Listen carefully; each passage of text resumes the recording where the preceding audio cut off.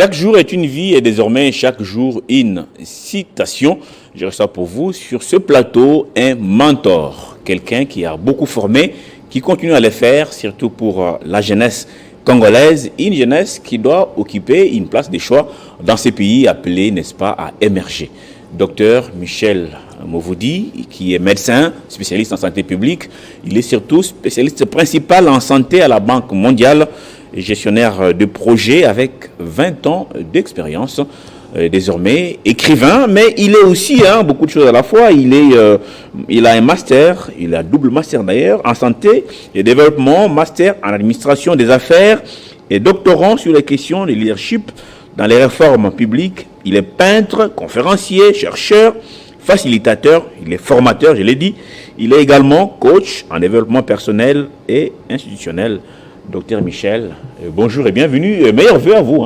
Merci beaucoup, cher Crispin. Bonne année 2024. Donc on espère que ça sera une très bonne année, pourvu qu'on donne un contenu à cette année. Alors l'année est bonne parce qu'on l'a dit comme ça, ou elle est bonne parce qu'on y travaille? Écoute, je ne cesse de dire, le calendrier c'est une convention des hommes. On veut compter le nombre d'années, on veut compter le nombre de mois, on veut compter le nombre de semaines. Et donc, on détermine un calendrier. D'ailleurs, dans un de mes livres, j'ai parlé du sens du calendrier en disant qu'en fait, une nouvelle année n'existe pas. Parce que quand vous regardez le soleil du 31 décembre 2023 et vous voyez le soleil du 1er janvier 2024, c'est le même soleil. Mais qu'est-ce qui change? C'est le contenu de l'année. Et ce contenu de l'année est déterminé par ce que vous allez faire. Ce que vous allez donner, qu'est-ce que vous allez changer comme vision, qu'est-ce que vous allez changer comme habitude, qu'est-ce que vous allez faire monter en puissance comme valeur. En fait, chacun vivra l'année telle qu'il voudra mettre en place une vision, telle qu'il voudra travailler sur un long terme. Et encore une fois de plus, la bonne année, c'est le contenu qui va déterminer cela. Et donc chacun de nous a le levier dans sa main. Très bien. Vous avez plusieurs casquettes, vous êtes une personne plurielle, mais aujourd'hui, essentiellement, je verrais ça comme ces formateurs des jeunes. Ouais. Une jeunesse, comme vous le savez, qui est tout le temps au chômage, une jeunesse trop plaintive aussi, il faut le dire, toujours à accuser les autres. C'est l'autorité qui n'a pas bien travaillé, c'est le pasteur qui m'a mal enseigné, c'est mon père qui n'a pas été responsable, qui sont faussées, c'est l'environnement dans lequel je vis, parfois même un sorcier, les voisins de la rue.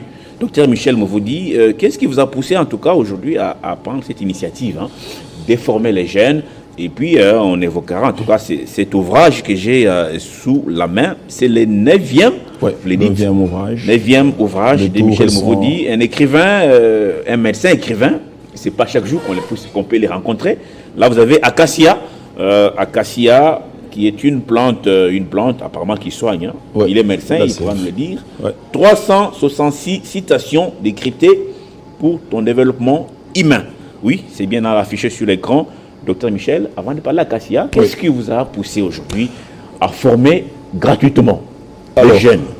Il y a trois motivations principales qui m'ont poussé à travailler sur ce programme. Donc, début 2023, je me décide de me consacrer à la jeunesse. D'abord, pour la première raison que notre jeunesse, Crispin, va constituer la plus grande partie de cette population. On le sait, en 2030, ce pays va passer à 120 millions d'habitants. 60% de cette population, ça sera des jeunes, n'est-ce pas? Et donc, nous avons là un capital. Un capital, si seulement nous y investissons. Je veux dire en d'autres termes, si nous prenons conscience que le monde est en train d'évoluer, la démographie est en train d'évoluer, vous le savez, je venais de dire spécifiquement pour la RDC, que nous allons avoir une population très jeune, et donc cette jeunesse devient un capital. Un capital qu'il faut rentabiliser pour pouvoir soutenir notre croissance, pour pouvoir booster le développement, et ça ne passera que par la capacitation de cette jeunesse dont je parle.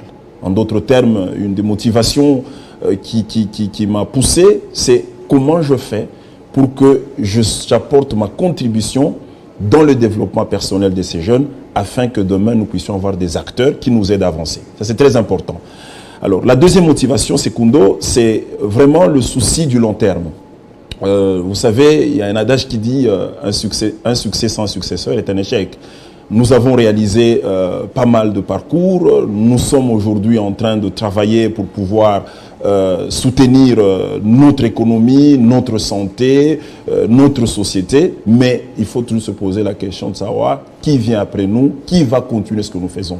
Et donc, en d'autres termes, si nous ne travaillons pas dans la vision du long terme, et je le dis plusieurs fois, lorsque vous travaillez en regardant le long terme, vous commencez à vous occuper des autres, notamment de l'éducation, parce que vous avez besoin qu'il y ait des gens qui vous remplacent valablement. Vous allez vous occuper du climat parce que vous voulez laisser justement une planète où on peut vivre. Vous allez vous occuper de bien gérer la dette parce que vous savez que ceux qui vont retourner pour rembourser la dette doivent voir ce qui se passe. Et donc, le souci du long terme, n'est-ce pas, m'a poussé en deuxième intention à me dire, ok, est-ce qu'il ne faudra pas commencer à regarder ce qui vient après nous? Regarder notamment les efforts que nous devons faire dans l'éducation, regarder les efforts que nous devons faire pour que justement nous puissions avoir une jeunesse qui commence à prendre conscience de ce que on voit quelques photos des séances de formation là à l'écran. Oui. Et la troisième dimension, si tu me permets de continuer, parce que je n'ai pas les trois dimensions, mais la troisième dimension, c'est la passion de transmettre. Hein. Donc, tout le temps, depuis que j'étais étudiant, j'ai commencé à enseigner depuis très longtemps. Et j'ai toujours ce souci que ce que je fais soit multiplié dans les autres. Et donc, ce souci de transmettre ce que je connais, parce que quand vous transmettez vos connaissances, mais en fait, vous êtes en train de pluraliser, n'est-ce pas, les compétences dans les autres, et donc vous créez un écosystème où chaque personne se voit comme une solution aux défis existentiels, aux défis de l'heure. Et donc, ces trois dimensions m'ont poussé à justement commencer à organiser ces formations qui sont gratuites, hein, qui se tiennent tous les week-ends. Et pour l'année passée, on a formé 4800 jeunes. Et ce qui m'intéresse, c'est pas la formation, c'est pas le certificat, c'est pas la photo, mais ce sont les retours en termes de témoignages où je vois des jeunes qui commencent à prendre conscience de leur avenir, qui commencent à se dire, nous sommes là pour pouvoir apporter notre contribution au développement de l'humanité et non pas seulement se plaindre. Et je suis très content de ce virage, de voir qu'on a changé de paradigme et c'est comme ça que je suis très passionné de continuer avec ce travail que j'offre à la communauté. La jeunesse congolaise est souvent critiquée par d'autres pays africains comme une jeunesse paresseuse, une jeunesse distraite. Vous avez côtoyé ces jeunes par cette formation ou par ces formations que vous donnez gratuitement. Qu'est-ce que cette jeunesse vous dit et qu'est-ce que vous avez retenu d'elle? Alors, je vais segmenter ta question en deux, Crispin. D'abord, il y a ce que je peux dire, l'entremise. Okay, nous commençons de plus en plus à nous rendre compte que la jeunesse est très hétérogène. En fait, lorsque j'ai eu à faire mes premières formations, j'ai rencontré plusieurs personnes et j'ai confirmé un principe qui dit chaque personne est unique. En fait, il n'y a pas eu de dénominateur commun. Je suis d'accord quand les gens disent oui, on a une jeunesse congolaise qui ne veut pas pousser sur le développement, on a une jeunesse qui est manipulée aussi. Qui est manipulée, mais attention, dans cette jeunesse, il y a aussi beaucoup qui prennent conscience de plus en plus, en regardant ce qui se passe à travers le monde, n'est-ce pas? Tous les défis que nous avons aujourd'hui, les défis de climat, les transitions démographiques, les transitions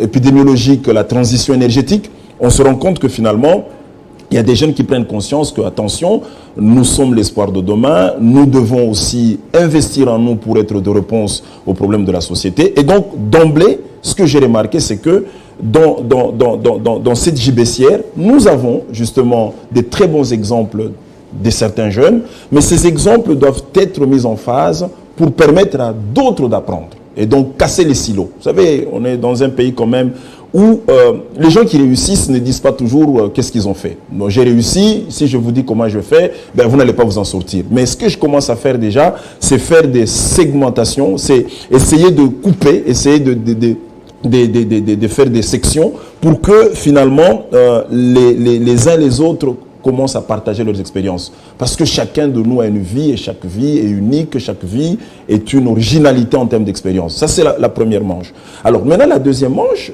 c'est de se dire comment nous convertissons justement cette jeunesse jadis attentiste, jadis manipulée, vers une jeunesse qui commence à comprendre qu'en fait, nous devons faire quelque chose pour nous. Et comme je le dis, je le répète quand je suis avec ces jeunes, ce que vous ne pouvez pas faire pour vous, Personne ne peut le faire à votre place. Et donc, qu'est-ce qui se passe? C'est que, premièrement, la formation. Je commence à faire monter en puissance l'idée de la formation en disant aux jeunes, le meilleur investissement que vous pouvez avoir pour votre vie, c'est le savoir. Et j'aime toujours dire, le savoir, c'est l'investissement que vous amènerez partout, même au cimetière. On va vous enterrer avec votre savoir.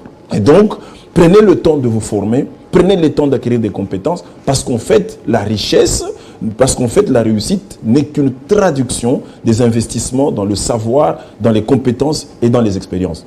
Et je peux te dire justement que sur les 2 modules, donc le module où je fais des sections en désegmentant, en créant des espaces d'échange, où des jeunes comme toi te montrent ce qu'ils ont fait, et je sens la réceptivité de ceux qui disaient « mais c'est pas possible », versus un transfert de compétences des personnes qui ont réussi, des personnes qui ont fait du pas dans un domaine donné, on se réalise clairement que sur le long terme, de manière constante, on peut arriver justement à avoir une jeunesse qui commence à être une réponse, non pas une jeunesse qui constitue finalement un problème pour le pays.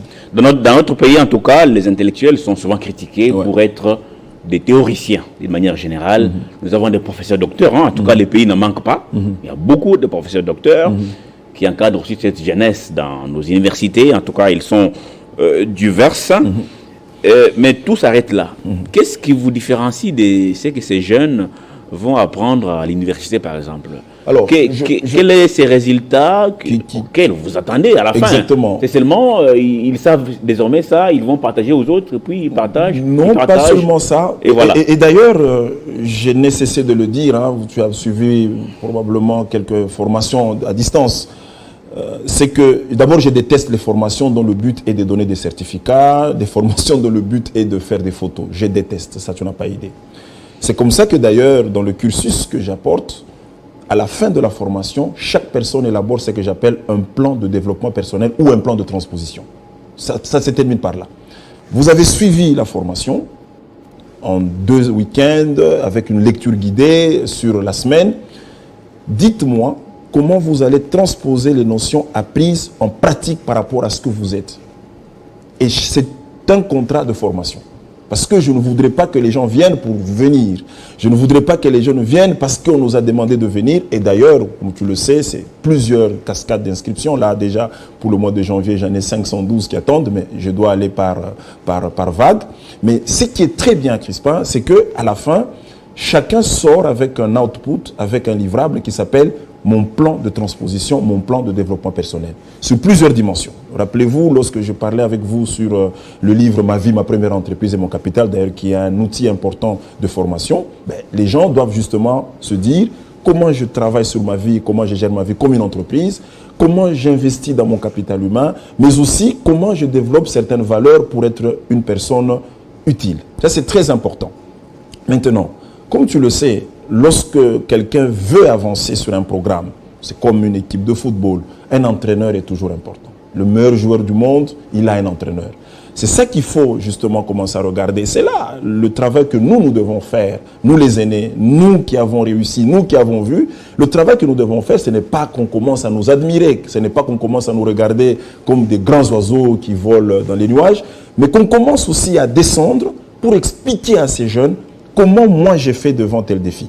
Évidemment, il n'y a pas de recette pour avancer ou réussir dans la vie, mais il y a quand même des principes sur lesquels on se base. Et ça, c'est un travail important qui commence à se faire et qui me montre justement qu'on a justement besoin des espaces comme ça. Je les appelle souvent des espaces agora, où on interchange, où on crée l'osmose des connaissances, des pratiques, pour que les gens se disent « Ah ben, je peux faire quelque chose ».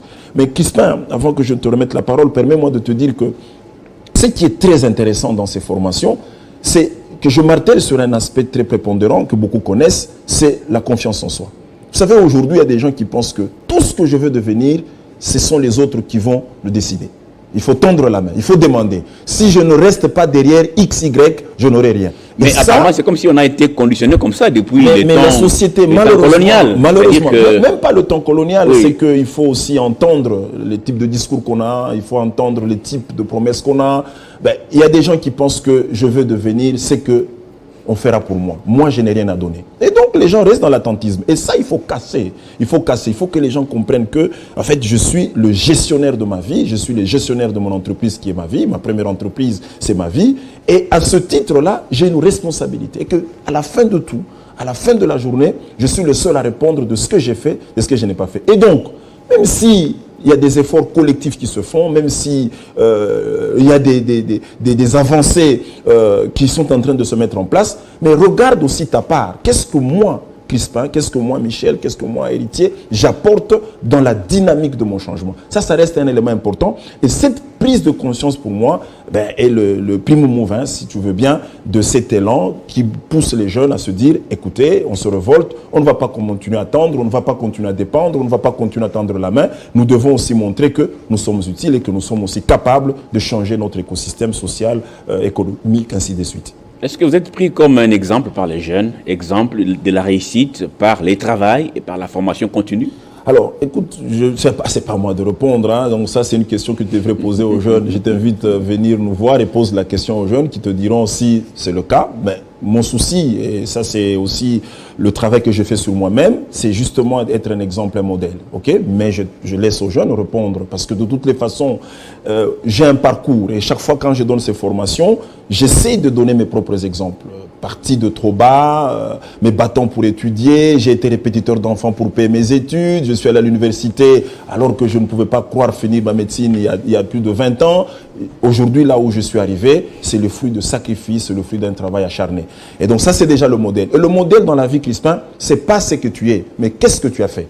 Et donc, si toi, aujourd'hui, tu me racontes ta vie, je vais être sans doute instruit, je vais être sans doute édifié. Parce que tu vas m'expliquer comment tu es arrivé là où tu es arrivé. C'est pas facile, hein, ça n'a jamais été des cadeaux. Comme les gens pensent que, voilà, quand vous voyez quelqu'un dans une belle maison, dans une bonne voiture, quelqu'un qui travaille à un poste élevé, parfois, les jeunes pensent que, bon, c'est un miracle. Donc, il a prié, c'est arrivé. Non. Mais est-ce que c'est pas lié, donc, il y a un engagement, il y a un travail à faire. C'est pas lié à notre modèle de fonctionnement. Lorsqu'on voit, par exemple, quelqu'un, vous voyez, en ce moment, hein, j'ouvre une parenthèse, hein, vous n'êtes pas politicien, mais là, il y a des combats autour des élections, les gens se battent pour se retrouver au Parlement. Et ils sont payés, on voit quelqu'un qui n'était rien, désormais, sans beaucoup d'efforts, hein, parce qu'il y en a quand même qui dorment. Qui sont pour, ils dorment. Et après, ils ont des véhicules, ils ont des villas. Est-ce que ça n'inspire pas un peu cette jeunesse qui s'est dit, tiens, il ne faut pas partir de la base, comme dit Michel Mouroudi, c'est former, en continu, et puis y arriver. Non, je pense que...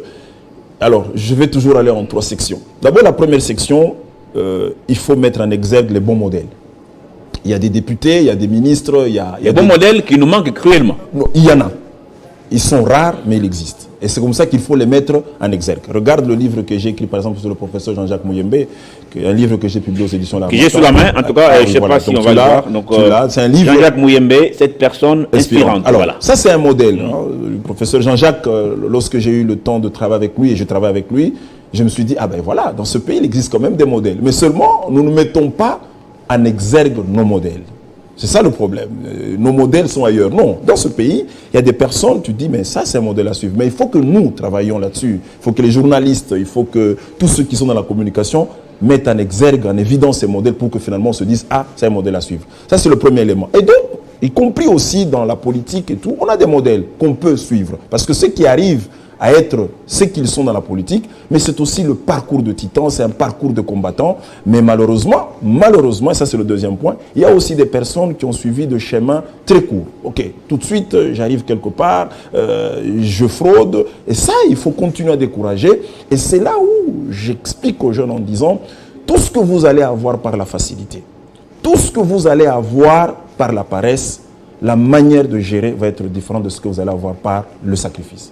C'est clair, Crispin. Lorsqu'on te donne 1000 $, gratuitement comme ça, parce que quelqu'un te donne, tu vas gérer d'une façon. Mais quand tu as travaillé à la sueur de ton front et que tu as eu 1000 $, la manière de gérer ces 1000 $ la change. Et il faut plus encourager les jeunes au travail. Parce qu'en travaillant, le pain qu'on a, on sait que c'est le pain du sacrifice, on gère ça de manière différente. Et ça, c'est très important. Évidemment, les mauvais exemples vont continuer à pulluler, mais quand est-ce que nous allons abattardir, quand est-ce que nous allons diminuer des mauvais exemples dans la société? C'est premièrement en mettant en exergue les bons exemples, mais aussi, et c'est ce que j'ai fait pendant la formation, j'invite des personnes qui ont une réussite basée sur un parcours de titan, un parcours de travailleur, un parcours de confiance en soi, un parcours de gestion rationnelle de ses ressources, à témoigner. à expliquer aux autres. Et je crois que si nous multiplions ce genre d'espace, nous allons justement avoir une masse critique, avoir des impacts à échelle. Et troisièmement, Crispin, je crois qu'il faudra qu'on comprenne que quand on parle de notre modèle, mais qui met ce modèle en place? C'est nous, encore une fois de plus. Ce sont les hommes qui sont là-bas. C'est comme ça que vous verrez que j'insiste beaucoup sur le développement personnel, le développement humain. Parce qu'en fait, l'homme est la clé de la réussite. Ça veut dire que si nous voulons demain changer le modèle de message, le modèle de gestion, ben encore, il faut qu'on parte de nous. Et quand je dis nous, c'est nous tous. Hein. Ce n'est pas quelqu'un, ce n'est pas une seule personne qui va changer ce pays. Ben, le changement de ce pays, ça sera un changement collectif où il y a une prise de conscience collective. Et sur ça, vraiment, il faut qu'on y travaille. Et c'est comme ça que je suis très passionné, à longueur de semaine, à me sacrifier, pas seulement ici à Kinshasa, mais aussi dans les provinces, à parler avec ces jeunes. Et je suis conscient et confiant que si nous avançons de cette façon, ben nous allons avoir des impacts à échelle, mais il faut garder le long terme, il faut garder la constance. Alors, est-ce qu'il ne faut pas y aller sur deux fronts, c'est-à-dire vous former la jeunesse qui est la base, qui doit se rechercher, qui ne sait pas peut-être par où commencer, et vous orienter, mais aussi vous rappeler un peu à ceux qui sont au sommet pour dire attention, il y a une jeunesse qui arrive. Les jeunes gens vous regardent. Exact. Si vous détournez, voilà l'exemple. Ouais. Non, si vous faites ça, est-ce que vous n'avez pas l'idée d'aller former, d'aller peut-être aussi former ceux qui sont de l'autre côté? Exactement. Hein? Mais si tu regardes les images qui sont en train d'être projetées, tu verras qu'il n'y a pas que les jeunes. Hein. Nous avons aussi des cadres, nous avons des personnes qui sont très avancées qui viennent. Parce qu'en fait, d'abord, il faut se dire, il n'y a pas un âge limite pour être formé. Ok? Toute la vie, on apprend. La vie nous apprend chaque jour. Ça veut dire que même toi, tu peux aujourd'hui dire, mais ça, je vais aller suivre. Moi-même qui te parle, je suis tout le temps dans des formations. En tout cas, je prends beaucoup de plaisir à être formé. Parce que je me dis, il n'y a pas un moment donné où on se dit, c'est fini, j'ai tout appris. Ok? C'est la raison pour laquelle je suis d'accord avec toi qu'il faut aussi former les autres. Pas seulement les former pour qu'eux viennent dire, mais aussi on a besoin qu'il y ait un changement de mentalité, qu'il y ait des valeurs qui commencent à naître au milieu aussi de ceux-là qui gouvernent, au milieu de ceux-là qui gèrent la cité, pour que finalement, que ces personnes comprennent qu'on a un pays à léguer, qu'on a une société à léguer, qu'on a un intérêt collectif à mettre en avant. Ça, c'est le premier élément. Mais le deuxième élément, c'est ce que tu as vu aussi, c'est que justement, je crée je fais ce matching entre des jeunes qui arrivent, mais aussi ceux-là qui ont un exemple, un parcours à donner. Et vous verrez durant ces formations qu'il y a un moment donné qu'on appelle les carrefours de développement personnel, ben, c'est vraiment des échanges. Mais ce qui est bien, c'est pas seulement le fait d'être âgé, qui dit que vous avez plus de connaissances, d'expérience que les jeunes. J'ai vu des jeunes de 30, 25 ans, mais quand ils vous racontent comment est-ce qu'il a terminé son université, mais je te dis, même les vieux notent. Parce que finalement, ce vieux-là devient aussi un porte-parole, devient aussi un messager qui pourrait donner l'exemple de celui-là à d'autres. Et donc, c'est tout un réseau circulaire que nous mettons en place. Et c'est comme ça qu'il faut qu'on s'investisse dedans. C'est la meilleure façon de travailler pour les économies positives. Ça veut dire de travailler pour les générations futures. Et je crois que c'est très important. Donc, au-delà de tout, en tout cas, tout ce qu'on peut dire sur cette jeunesse, l'espoir est permis. Non, l'espoir est là. L'espoir est là. Et l'espoir partira de ce petit noyau. Évidemment, comme tu le sais, le bon chemin n'est pas toujours grand. Comme tu le sais, la victoire n'est pas donnée à tout le monde, mais on peut partir de ce petit chemin, on peut partir de ce noyau pour contaminer la masse. Presque 5000 jeunes déjà formés, c'est déjà mi-parcours, c'est encore les débuts. Où est-ce que vous voulez aller? Non, je vais aller où est-ce que je vais aller? Tu vas aller. Non, mais en fait, alors, pour cette année, moi, écoute, si tu regardes les années, du pays, quoi les buts? Exactement. Non, cette année, je compte tripler le nombre.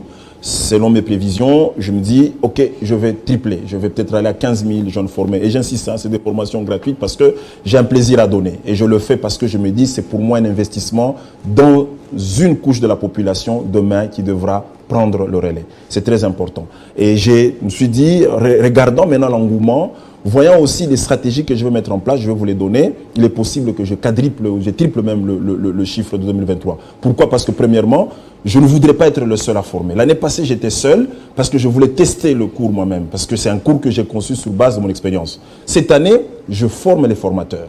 Donc j'aurai un pool de formateurs, des personnes qui vont être taillées et qui vont faire ce travail de manière multipolaire avec moi. Ça, c'est une stratégie. Pas seulement Kinshasa. Pas seulement Kinshasa. Déjà, moi, l'année passée, j'étais dans la Chopo, j'étais dans le Kwango, j'étais dans le Kasaï central, évidemment Kinshasa. Mais cette année, on aura justement des formations multipolaires parce que je vais mettre en place des pools de formateurs, une façon aussi pour moi de transférer ce que j'apprends, ce que je connais, parce qu'il faut se dire qu'à un moment donné, il faut que la vague continue. La deuxième stratégie, M. Crispin, on va beaucoup investir dans les formations en langue locale. Parce que je me suis rendu compte que nous ne pouvons pas nous arrêter à former les gens en français. Il n'y en a pas beaucoup qui ont appris le français. Donc, on a traduit nos outils en lingala, en swahili, en kikongo et en chiluba. Et on va former aussi des formateurs en langue locale pour justement pénétrer les capillaires de la population, aller former dans les banlieues, aller former dans les communes les plus reculées et en milieu rural. Ce qui va nous permettre justement d'agrandir la masse critique. Et une troisième stratégie aussi, c'est qu'en fait, nous allons faire monter en puissance les témoignages. On a eu des très bons témoignages. Les gens ont accepté de témoigner parce qu'en fait, en balançant, en partageant les témoignages et en utilisant aussi le numérique, parce que la révolution numérique est une opportunité pour notre génération, les gens peuvent entendre des témoignages vivants des personnes qui sont parties de rien et aujourd'hui qui ont résolu certains défis de leur vie. Et je crois que ces modules mis ensemble, en tout cas, me donnent l'assurance qu'on peut aller à échelle. Ces formations vous prennent votre temps et votre argent. Est-ce que vous êtes seul? Est-ce qu'avec des partenaires? Est-ce que vous rêvez un jour une intersection avec le pouvoir public? Alors, comment vous comptez vous y prendre? Je te dis la vérité, M. Crispin. D'abord, je le fais seul. Hein. C'est l'argent de ma poche. Donc, et modestement, je le dis. Hein. Je ne suis pas venu ici pour mettre en exergue ce que j'ai. Non, c'est très pénible. Hein. Par moments, c'est des privations. Par moments, tu te dis, je dois faire la formation. Il faut louer une salle. Hein. Il faut payer le matériel didactique. Il faut appeler les gens. Il faut offrir un rafraîchissement parce que je le fais. Il faut donner des manuels à lire. Et j'ai voulu faire ainsi parce que, vous savez, tout le temps, j'ai vu des formations se faire dans ce pays. Et quand c'est financé par un partenaire, les gens viennent parce qu'il y a un financement, parce qu'il y a un per diem. Les gens ne prennent pas la formation comme un investissement. On arrive, il y a même des gens, j'ai vu, refuser d'aller dans une formation parce qu'on leur a dit qu'il n'y a pas un per diem. Et donc tout le temps, les gens ne comprennent pas pourquoi je me forme. Et moi, j'ai fait sciemment en me disant, il faut qu'on montre que c'est de l'effort personnel. Mais que dans ce pays-là, il y a moyen de pouvoir faire la même chose. Je sais qu'il y a des millions de gens dans ce pays qui sont capables de se sacrifier pour la jeunesse. Mais il faut en avoir le cœur. Encore une fois de plus, la question de donner n'est pas la question d'avoir. C'est une question d'avoir la volonté. Et c'est comme ça que moi j'ai commencé à travailler là-dessus et j'essaie au maximum de le faire ainsi. Pourquoi? Parce que, je veux que ça soit accessible. Parce qu'il y a des personnes qui veulent suivre une formation, mais parfois c'est trop coûteux et ils ne savent pas, n'est-ce pas, y arriver. Donc ces gens-là, il faut les aider à suivre ces formations et je suis heureux de voir que j'ai cassé la barrière financière, n'est-ce pas? Deuxièmement, c'est aussi que dans chaque personne que j'injecte ce savoir, c'est un input, c'est un investissement qui va engendrer un comportement nouveau, qui va engendrer une façon de faire nouvelle et cette personne demain va devenir rentable pour la société et cette rentabilité, nous allons la partager qu'on le veuille ou pas. Si demain nous avons une résorption des chômeurs parce que nous avons poussé les jeunes à créer de l'emploi, si demain nous avons une résorption de la délinquance parce que nous avons poussé les jeunes à comprendre les valeurs qui tiennent une société, la criminalité va baisser au bénéfice de tous, le chômage va baisser au bénéfice de tous, nous allons avoir une jeunesse engagée au bénéfice de tous et donc si chacun de nous prend ce modèle, in fine, nous arrivons justement à construire un écosystème potable. Docteur Michel, vous êtes aussi auteur de 5 questions-réponses pour comprendre la COVID-19, leadership et performance organisationnelle, les lettres d'État réussite, ma vie, ma première entreprise et mon capital, Jean-Jacques Mouyembe, cette personne inspirante que j'ai d'ailleurs sous la main, leadership et développement personnel, version de vie, aide, mémoire et formation. Aujourd'hui, j'ai ici Acacia, 366 citations décryptées pour ton développement. Est-ce que la motivation est toujours la même à chaque fois que vous prenez l'encre pour écrire quelque chose? D'abord, c'est une passion. Hein. Les gens me posent souvent la question, à quelle heure tu écris, comment tu fais pour écrire, déjà avec toutes ces responsabilités que tu as dans ton organisation. Mais je me dis, vous savez, quand on aime, on a la passion, on aura le temps. Et donc mes vacances, mes temps libres, mes week-ends, moi j'aime beaucoup écrire. Autant aussi j'aime beaucoup faire la peinture. Donc on a le temps quand on aime, on a le temps quand on est passionné par une activité. Ça, c'est premièrement ça, c'est le premier point, excusez-moi. Mais le deuxième point, c'est, je te dis en introduction, Crispin, je suis très, très, très animé par le souci de transmettre aux autres. J'ai été enseignant très, très jeune, hein? J'étais répétiteur. Et donc, pour moi, chaque fois que j'ai l'occasion d'apprendre aux autres, ben, je le fais. Et donc, les livres, pour moi, c'est un outil fantastique pour pouvoir dire aux autres comment ils peuvent aussi évoluer. Et ce livre Acacia, ben, c'est justement... Alors, pourquoi Acacia? Ben, c'est une pourquoi plante seulement Acacia. cette plante? C'est une plante Acacia. Et Acacia est une sève qui soigne. Pour ton information, je ne veux pas aller dans les détails, mais la sève d'acacia soigne certaines maladies. Et je me suis dit, ben, chaque fois quand je partageais mes citations journalièrement, parce que chaque jour, en 2023, chaque matin, je partageais une citation. Mais c'est un peu ça qui m'a étonné, parce que, docteur, excusez-moi, mais j'ai lu ces 366 pour faire citations, 366 jours. Chaque jour, une inspiration. Exactement. Mais ça, c'est quand donc, même tiré de ma vie. Extraordinaire. Exactement. Comment vous faites ça pour... vous rêvez ça la nuit ou simple. bien non, voilà. C'est simple, il n'y a pas de se réveiller la nuit. Oui. C'est que je m'imagine une situation de ma vie et je donne une leçon. Premièrement. Deuxièmement aussi, c'est que j'ai tiré d'autres citations de mes œuvres littéraires, notamment les lettres de ta réussite, que tu avais d'ailleurs présentées ici, notamment Ma vie, ma première entreprise, leadership, performance organisationnelle. Donc, du coup, j'ai tiré de là. Mais ce qui est bien, c'est que j'arrivais quand même à donner une citation imagée, décryptée. Mais j'étais très content de voir que beaucoup étaient abonnés à mes pages, beaucoup de gens repartageaient ces statuts, beaucoup me revenaient en inbox en disant « mais ça c'est de moi que vous parlez, mais ça c'est ce que je dois faire ». Et à la fin de l'année, j'ai dit « mais je mets ça dans un package, je fais une constellation de ces citations et j'en fais un document qui va se transmettre de génération en génération ». Et c'est comme ça qu'Acacia est né. Si je lis la première citation et la dernière, ça résume un peu tout. Hein. Je vais lire la première citation. Ça, c'est pour le 1er janvier. La plus grande école de ton existence reste ta propre vie, car elle t'a d'abord enseigné en premier, puis enseigné d'autres personnes. Ouais.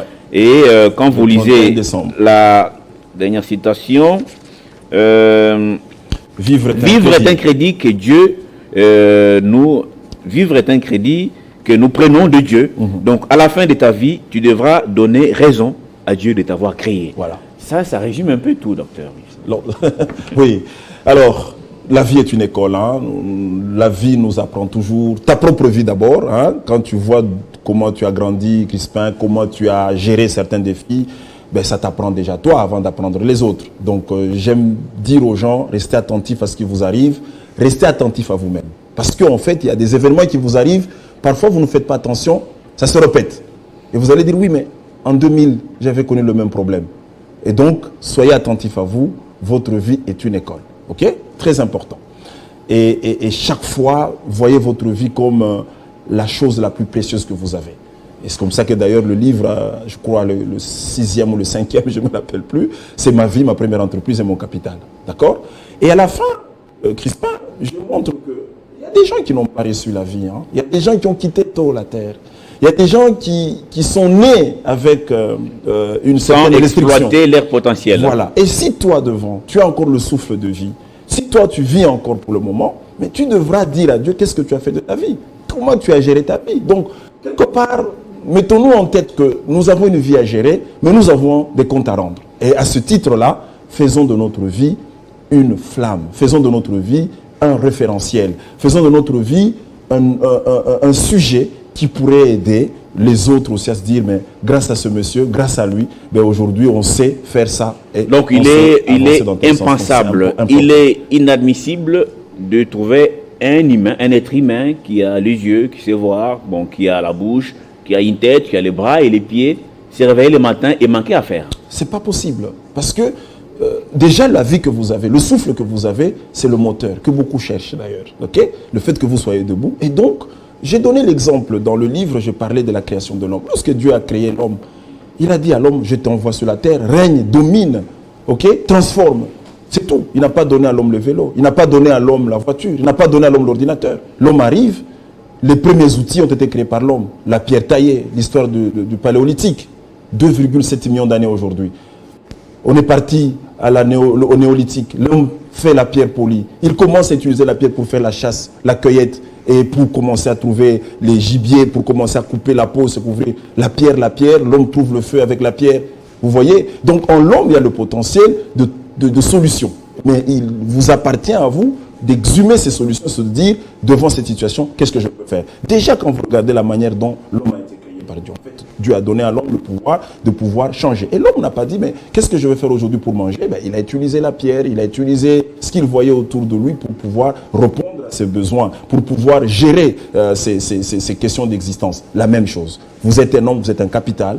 Mettez-vous en tête qu'en investissant en vous, vous pouvez rentabiliser votre vie et vous pouvez aussi devenir un facteur multiplicateur. Ça, c'est donc, très plus important. question, en tout cas, d'accuser les autres, d'accuser le gouvernement. Il ne faut pas accuser les autres. D'accuser son père. C'est un esprit de pauvreté. Sa famille. C'est un esprit de pauvreté. Encore une fois de plus, Crispin, vous savez, le pauvre pense qu'il faut qu'il demande. Hein?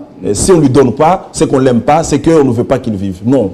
Mais par contre, quelqu'un qui veut créer la richesse, il sait que je vais avoir au prix du sacrifice, ça veut dire, je dois me former, je dois acquérir des compétences, je dois travailler. Et ça, c'est important. Et j'ai vu ça dans beaucoup de jeunes. Lorsque j'ai commencé la formation dans la première moitié de l'année, mais tu avais des jeunes, tout de suite, c'est accuser le pays, accuser le gouvernement, accuser la guerre qui se fait à gauche, à droite. J'ai dit non, ça va continuer. Mais regardez-vous vous-même, dans une compétition, vous ne commencez pas à attaquer les autres joueurs, vous ne commencez pas à attaquer les autres équipes. Dans une compétition, vous regardez l'effort d'entraînement que vous faites vous-même. Vous regardez l'effort de discipline que vous avez vous-même. Et c'est ça qui commence à vous dire, peu importe ce qui se passe dans le monde, moi je dois m'étayer le chemin. Mais comment vous expliquez que dans ce même monde, dans ce même pays, il y en a qui réussissent? Comment vous expliquez ça? Alors que vous vous dites, ouais, depuis que la Covid est arrivée, mais depuis qu'il y a la guerre XY, mais ça veut dire en d'autres termes. Il y en a qui attendent le gouvernement. Il y en a qui vont attendre. Oh non, on ne m'a pas nommé. Mais encore une fois de plus, on ne va pas nommer tout le monde. Mais commencez à vous dire, moi Crispin, moi Michel, mais qu'est-ce que je peux commencer à faire? Et commencez petit, hein. Commencez petit. J'ai donné mon exemple personnel, j'ai donné beaucoup d'autres exemples. Il y a des gens qui sont partis de petits. Et aujourd'hui, quand il te dit que c'est avec $10, que c'est en lavant les voitures, que c'est en étant répétiteur d'enfants que j'ai payé mes études et arrivé là où je suis, vous n'allez pas y croire. Par contre, quand vous le regardez, vous dites, waouh, si je pouvais être comme lui. Mais attention, ne regardez pas la réussite, regardez le parcours. Donc c'est très important, cette prise de conscience, qu'on peut faire beaucoup de choses et qu'on a le potentiel en nous. Il faut juste prendre le temps d'y investir par la formation. Il faut prendre le temps d'y investir en cherchant l'expérience et il ne faut pas avoir honte de commencer quelque part dans la vie. C'est le message que je donne aux jeunes et je suis content, je le répète, je suis content du retour que je vois parce que je me dis, sur le long terme, on peut commencer à voir le paradigme changer. Acacia a beaucoup de citations, en tout cas chaque jour au moins une citation. Je ne vais pas en tout cas les lire toutes ici, hein, c'est beaucoup docteur. Alors où est-ce qu'on peut se procurer ces bel ouvrage? En tout cas, il est attrayant. Il est très beau. Hein, il est attrayant. Ça c'est vrai parce que même avant les débuts de l'émission déjà, que toute l'équipe qui m'accompagne, hein, peut-être que vous ne les voyez pas à la cité, mais chacun voulait avoir cet ouvrage. Oui. Alors, où est-ce qu'il faut dans les Gigi Market, vous pouvez retrouver, hein, donc sur le Kinshasa de la Gigi Market, mais sinon, au 083 00, donc 301108, on peut vous livrer le livre, n'est-ce pas? Donc, c'est un livre que je vous conseille de lire. En fait, c'est pas un livre, hein, entre guillemets, mais c'est un agenda. C'est chaque jour, vous rêvez le matin, au lieu d'aller dans les réseaux sociaux où parfois on vous montre des images qui sont pas bien à voir, ou alors c'est des conflits, ou alors c'est des injures, parce que je regrette, et ça je te dis, Crispin, mais quand tu pars dans les réseaux sociaux ici, hein, tu te réalises à quel point... Vous y allez aussi quand même? Non, écoute, les réseaux sociaux, c'est oui. Tout. Hein. Ah, oui. Mais alors, il faut avoir le discernement. Vous arrivez, vous trouvez quelqu'un qui prend 15 minutes, 20 minutes à injurier les autres. Mais vous prenez aussi quelqu'un qui vous enseigne quelque chose. Mais alors, il faut avoir le discernement. Mais nous devons pousser justement les substances, nous devons pousser en avant les matières positives. Et pour moi, chaque jour, si vous pouvez regarder une citation du jour en vous disant, ah, voilà comment je peux commencer ma journée, ben, c'est de l'apprentissage, c'est de la motivation, ça vous fait voir que vous êtes utile, ça vous fait voir que vous avez quelque chose à apporter. Pour moi, c'est ça la contribution d'Acacia à l'effort que nous avons sur le développement personnel. Nous allons maintenant terminer, hein, on a pratiquement terminé, docteur. S'il faut résumer ces livres en 2 phrases, oui. Qu'est-ce que vous dites à ceux qui nous suivent? Ouais. Acacia. Alors, Acacia, c'est en 2 phrases. Hein. Oui, en 2 phrases. Première phrase, Acacia est un livre de motivation. OK? Deuxième phrase, lisez ces citations pour votre développement personnel. Parce qu'en réalité, chaque jour, nous apprenons. Merci beaucoup, docteur Michel Mouvoudi, l'homme pluriel. Oui, il est pluriel, avec plusieurs casquettes. Je me demande où est-ce qu'il va puiser le temps pour faire tout ça. Il est beaucoup de choses à la fois.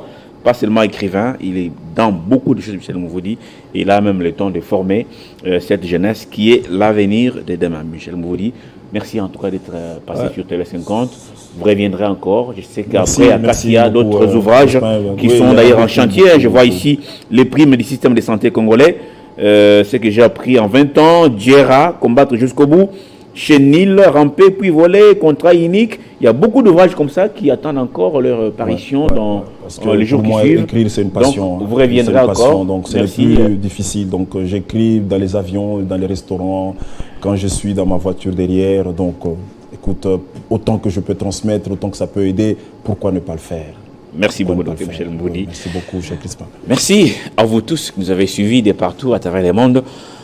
Procurez-vous cet ouvrage pour votre bien. Chaque jour, une motivation. Oui, ça peut vous aider à quitter la paresse et désormais, beaucoup d'initiatives et de créativité pour votre développement personnel. Au revoir et à très très bientôt.